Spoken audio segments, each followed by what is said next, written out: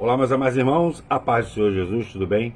Irmãos, nesse novo vídeo aqui, conforme eu dei uma pincelada no vídeo anterior, eu vim falar de uma passagem muito interessante, ainda, do profeta, para mim, um dos melhores livros da vida, da Bíblia, que é o livro do profeta maior Ezequiel, só que dessa vez eu vou falar no capítulo 9, e vocês vão ver, irmão, que essa profecia é mais recente do que muita gente imagina.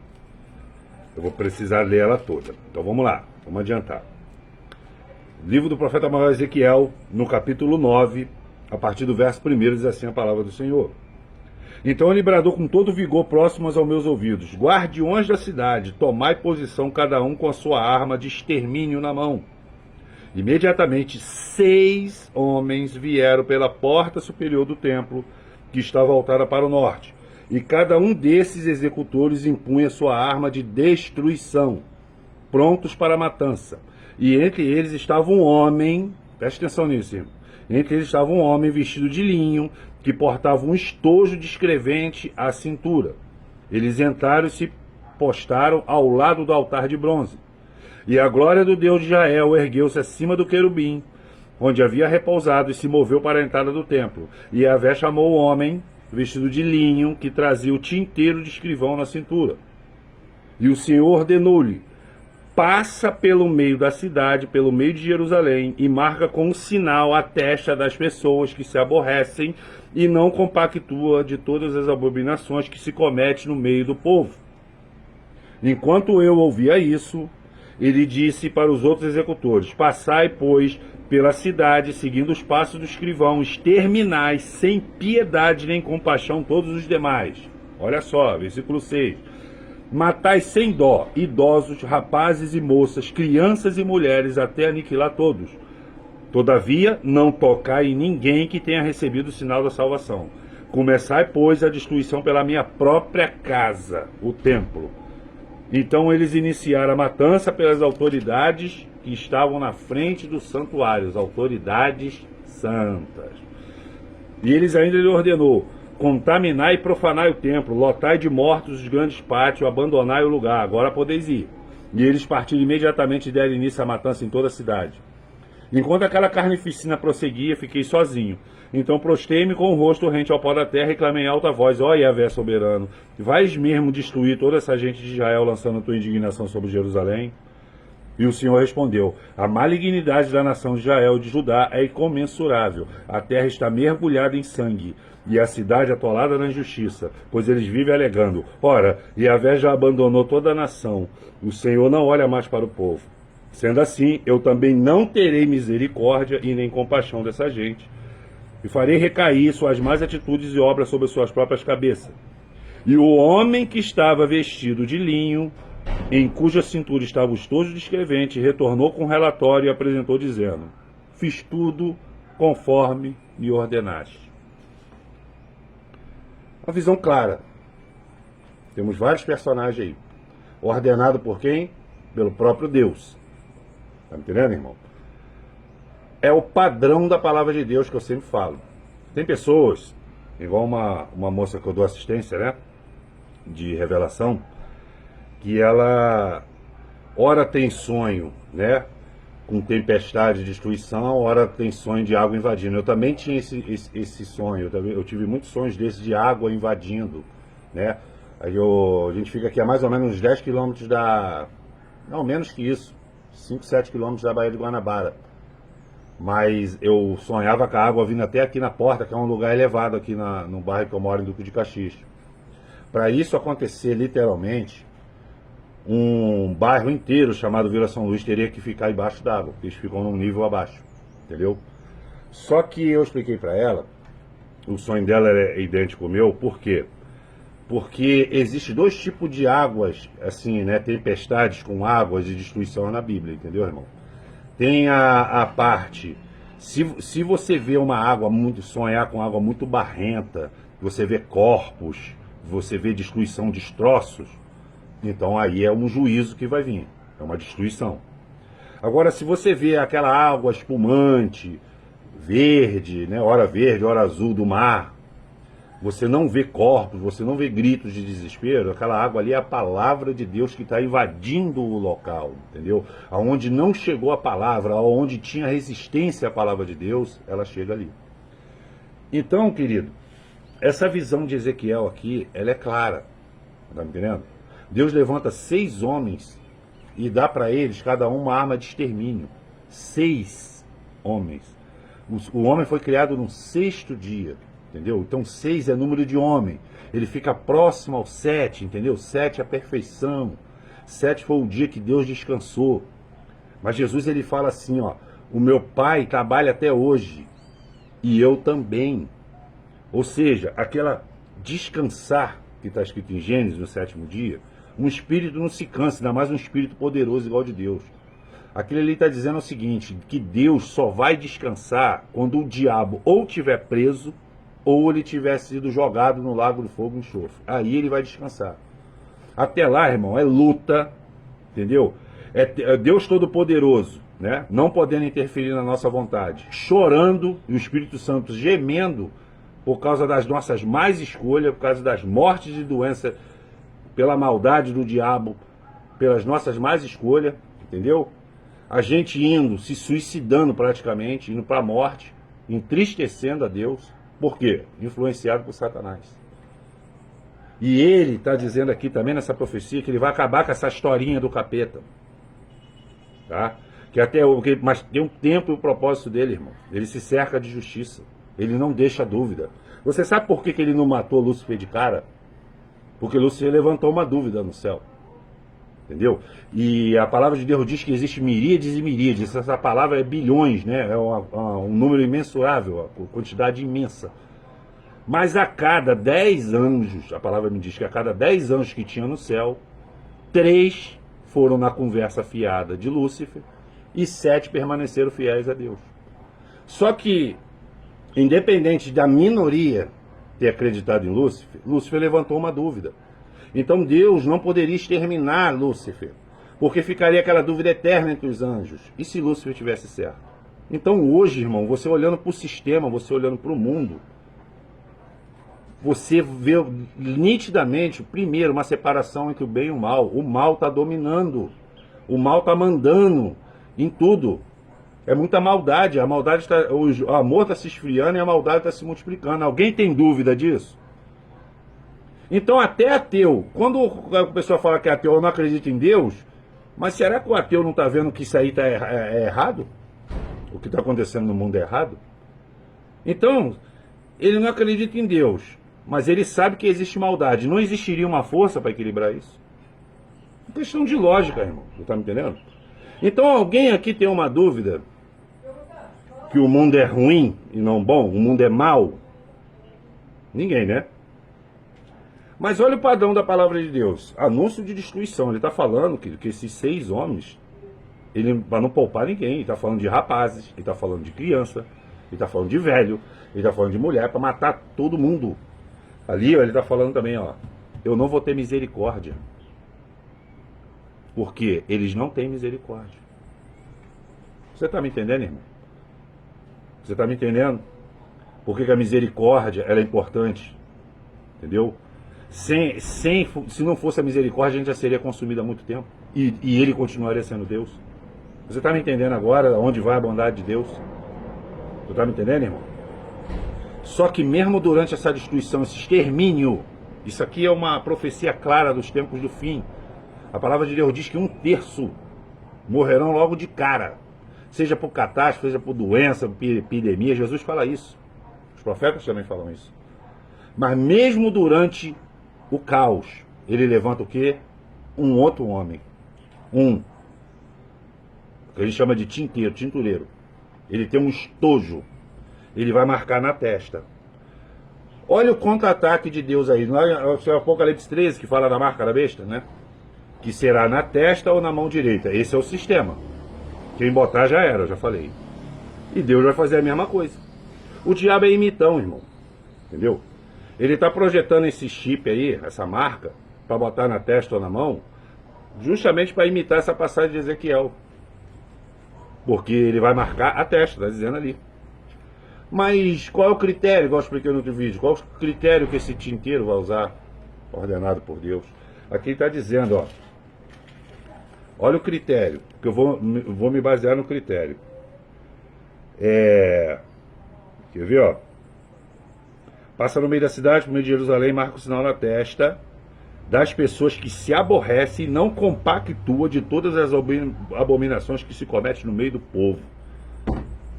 Querido, nós temos uma... Eu expliquei para você o seguinte, o sistema, ele empurra um monte de coisa, até de maneira subliminar. E as pessoas vão como gado. Eu sempre fui uma pessoa questionadora, irmão. Entendeu? Deve ser por isso que o Senhor está me usando pela misericórdia dele.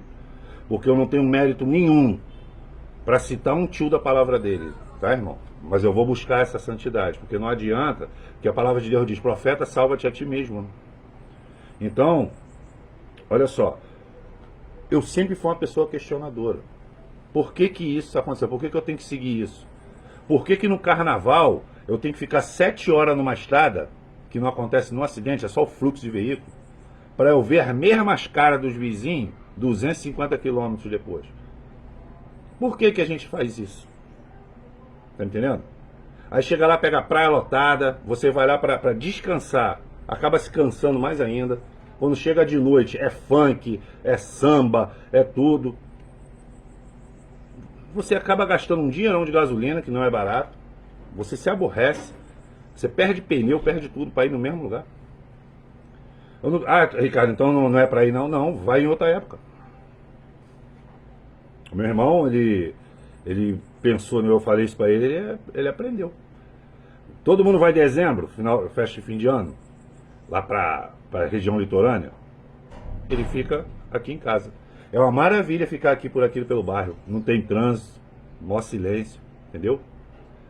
A maioria das coisas é fechada, mas é uma paz. Quando chegar em janeiro, com os gados todos retornar, ele vai. Questão de pensar.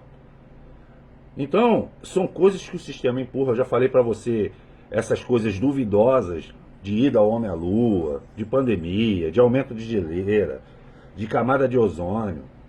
Isso é tudo para manter um controle, irmão. Primeiro, eles começaram com credibilidade. Por isso que eu falei assim, olha, eu falo de coisas específicas. Aí é que está a arte, aí é que entra a palavra de Deus. Para você saber diferenciar que um remédio de dor de cabeça foi feito pela ciência, pela medicina, ela realmente te cura. Entendeu? Assim, realmente ela resolve o teu problema de dor de cabeça. Mas uma picada feita em 6 meses, tá? Cheio de contrapartida, vai causar um efeito contrário em você. Então você tem que ter a sabedoria para saber separar essas coisas. Tá me entendendo? Você tem que ter sabedoria para saber separar. Então o sistema ele empurra. Eu já falei para você negócio de carne, porque olha só, irmão, a ideologia que manda na educação mundial e na imprensa mundial é uma ideologia de esquerda. Entendeu? Ela prega um socialismo utópico. Que não pode ter assim diferença de renda, né, nem nada, né? Aí o que eles fazem, irmão? Eles, por natureza, para com isso aí! Por natureza, eles são contra o agronegócio, entendeu? Então, é natural que eles não, assim, né, que eles não façam você querer comer carne. Tu tá me entendendo, irmão? Para você não comer carne.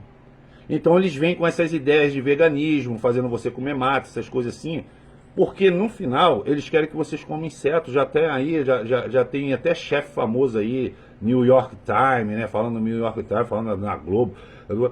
É para fazer farofa de barata, macarronada de barata, de não sei o que, de minhoca, de gafanhoto, fazendo a gente comer inseto e já falando que aquilo é uma coisa boa, irmão. Não é, irmão. A gente tem que se libertar disso aí. É vários braços, irmão. É braço na medicina para te destruir. É braço na mídia. Que a mídia ela perdeu a função dela. A função dela era de te entreter. E no caso dos jornais, te informar. Agora eles estão se metendo na sua vida. Vocês podem perceber isso. Para quem dá dinheiro para ela é um padrão. Ela age como um padrão. Para quem não dá dinheiro para ela, o padrão é outro. na mesma situação, nas mesmas pessoas. Vocês têm que ter sensibilidade e inteligência de perceber isso. Então, ela deixou essa premissa dela de te entreter e te informar para passar a se intrometer na sua vida. Eu já vi matéria de jornalista dizendo que você não precisa tomar banho todo dia, 2 vezes por dia tá bom. Tá querendo se meter até no teu banho, irmão. E muita gente vai lá, é isso mesmo, é isso mesmo. Querido, aí fala assim, não, você não a gordura da carne faz mal. Eu já falei que tinha um cientista, um médico, né? Ele falou que a gordura até faz bem, que alivia as artérias, mas desde que não seja nada exagerado. Mas por que eles estão falando da carne? Antigamente, esse papo é antigo, irmão. Aí o médico vai, corta tudo. Ó, tem que deixar de comer isso, deixar de comer aquilo, deixar de comer isso, comer aquilo. E às vezes, se você continuar comendo e ter realmente um cuidado com o seu corpo, Paulo fala isso também, né? Que o nosso corpo é templo do Espírito Santo, então a gente tem que ter um cuidado. Mas não, aí a pessoa pega esses cuidados, né? Aí vão para academia para ficar sarado, né? Para se mostrar para outras pessoas, vaidade. Que era outro ponto que eu queria falar também, da vaidade. Olha só, uma vez eu vi, irmão, uma esposa de um ator famoso aí, eu esqueci o nome dele. E a mulher era meio gordinha, assim, comum, tava sem maquiagem numa festa. E o pessoal caiu de pau, porque esse supérfluo da internet, né? Falaram assim, não, esse homem é bonito, ele é homem lindo, ele é rico, ele é famoso, ele tinha que ficar com uma mulher melhor. Mas que melhor? A mulher não era feia, não, era bonitinha. Mas qual é o padrão de melhor que eles falam? É a loura, entendeu? É a peituda, é a magra. Tá me entendendo? Corpo escultural. Essa é a mulher ideal. Quem estabeleceu esse padrão, irmão? Quem é que estabeleceu esse padrão? Sabe onde eu vi esse padrão? Que eu assistia muito isso aí, tá? Graças a Deus só me libertou. Em filme pornô. Uma loura com peitão grandão. O padrão hoje é a mulher montada, loura. Nem existe loura. É muito difícil ver uma loura original no Brasil. Mas no sul lá, e mesmo assim já está misturado já. Tá? Desde aquela época da colonização lá dos alemães, holandeses, lá eles são louros. Aqui não, aqui a pessoa pinta o cabelo para se fazer loura. Para se mostrar para os outros, irmão. Tá? Não vem falar que não é, senão, é igual a música do Renato Russo lá, que eu falei, né? O Renato Russo. Que ele falou uma música, ele cantou uma música que diz assim, mentir para si mesma sempre é a pior mentira. Pode mentir para vocês à vontade. Não vem me falar que vocês ficam bonitas para mostrar para os seus maridos, que não é. É para os outros. Ou até para as amigas, até para as rivais, para falar que é mais bonito. Mas estabelecer um padrão de beleza que eu vejo num filme pornô. Então, quando você se monta toda, quando você investe exageradamente no seu corpo, a não ser por uma questão de saúde, o seu marido, seu namorado, seu companheiro, está te fantasiando como uma prostituta que vende o corpo. É a mesma coisa de peças de roupa, como lingerie. É lingerie, calcinha de renda. Vai estudar a história disso aí. Se originou nos bordéis europeus da Idade Média. É história. Mas incute. E quem é que manda nessa indústria? Nessa indústria aí da aparência. Quem é que manda na indústria de roupa, dos cosméticos? Não são homossexuais assumidos e orgulhosos de ser assim? Aí me diz, um monte de mulher segue um padrão estabelecido por uma pessoa que não gosta de mulher. E tá tudo certo. Porque eles pensam que eles entendem de mulher. Mas eles não gostam de mulher. Então se ele não gosta da sua natureza, vai vir alguma coisa boa dali. E ninguém consegue enxergar esse padrão. Não tá me entendendo? Tem várias outras coisas de moradia. Deus estabeleceu pra gente, né? Lá na Bíblia, lá de Jefté, ali mostra ali que as casas de antigamente era assim, era 2 andares. A primeira ficava onde hoje chama de garagem. Ali ficavam os animais, galinha, boi, porco, cordeiro, que era o alimento diário. Não tinha açougue, não tinha comércio, não tinha frigorífico, não tinha JBS, não. E em cima eles moravam. Ali embaixo ficava o poço, né? Então, esse era o padrão de Deus. Cada um tem seu terreno, mais ou menos grandinho, para você colher e plantar e matar seu próprio alimento. Hoje em dia isso mudou, hoje tem comércio. Aí com isso também vem as coisas artificiais, né? Os produtos artificiais modificados geneticamente. Hoje você vê ovos com 2 gemas, tudo modificado. Você vê vídeo aí de gigante chinês aí injetando água no frango. Então você compra hoje metade carne de frango, metade água. Não tá me entendendo, irmão? Engenharia genética. E se alguém botar um troço ali que vai realmente, né, fazer mal para você? Não tem como você saber, mas você vai estar consumindo. Então, tudo isso que eu estou falando para vocês, irmão, são as coisas que o sistema impõe. Só que tem gente igual a mim, e eu acredito que igual a você, que não aceita. A gente convive, a gente consome às vezes as coisas, mas a gente não aceita. E são essas pessoas que Deus vai mandar marcar. Entendeu?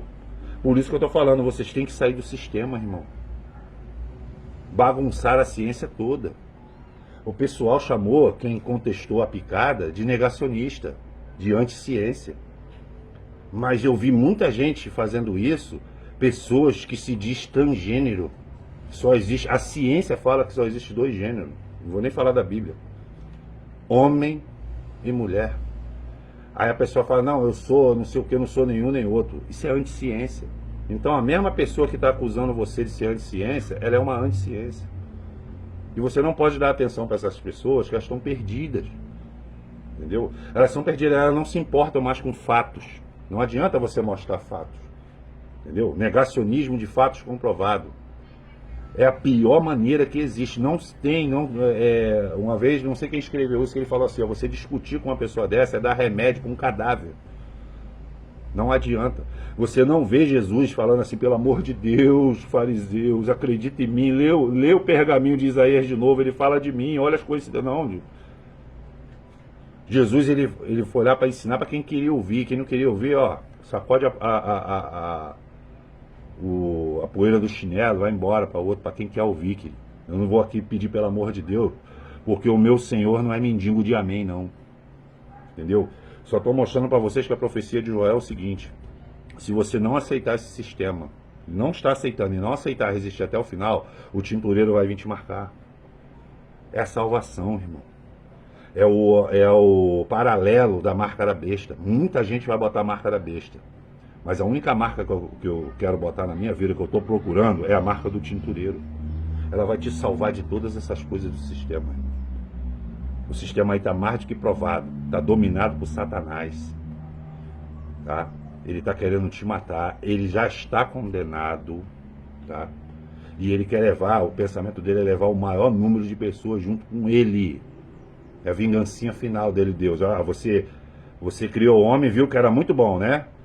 Pois eu vou levar esse muito bom, um monte de muito bom comigo. Esse é o pensamento dele.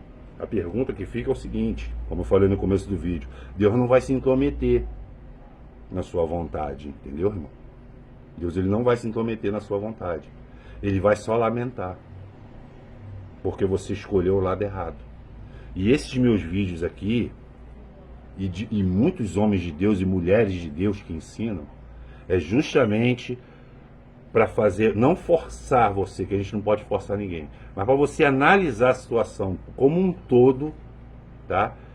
E fazer a sua escolha. Eu já fiz a minha. Eu estou explicando ao longo dos vídeos a consequência da minha escolha, entendeu? Para vocês entenderem a minha escolha. Eu estou sofrendo ataques espirituais pesados, irmão, mas eu continuo firme. Porque esse é o meu maior propósito de vida. Qualquer outra coisa, projeto meu pessoal, financeiro, material, é secundário diante de tudo isso que o Senhor me fez. Eu agradeço muito ao Senhor por Ele ter me feito assim, de Ele ter feito eu entender as coisas dessa maneira. Então, quer ouça, quer deixe de ouvir, saberá que houve um profeta no meio de vós. Próximos vídeos eu vou dar um nuance aí daquela passagem de Isaías, que ficou pendente, tá bom, irmão? Deus abençoe a todos grandemente.